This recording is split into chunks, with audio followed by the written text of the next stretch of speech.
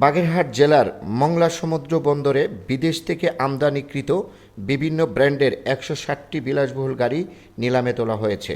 যে কেউ ৫ জুন সকাল থেকে ৬ জুন সন্ধ্যার মধ্যে বাংলাদেশ কাস্টমসের অকশন ওয়েবসাইটের মাধ্যমে নিলামে অংশ নিতে নিবন্ধন করে বিড করতে পারবে। নিলামে ওঠা এসব গাড়ির মধ্যে নিশান, পাজারোর মতো দামি ব্র্যান্ড রয়েছে। আমদানির পর নির্দিষ্ট সময়ের মধ্যে ছাড় না হওয়ায় মংলা কাস্টমস হাউস গাড়িগুলো বিক্রির জন্য নিলামে তুলছে বলে জানা যায়। মংলা কাস্টমস হাউসের যুগ্ম কমিশনার মাহফুজুর রহমান জানান, মংলা কাস্টমসের রাজস্ব আয়ের ৫২% আসে মংলা বন্দর আমদানি করা গাড়ির শুল্ক থেকে।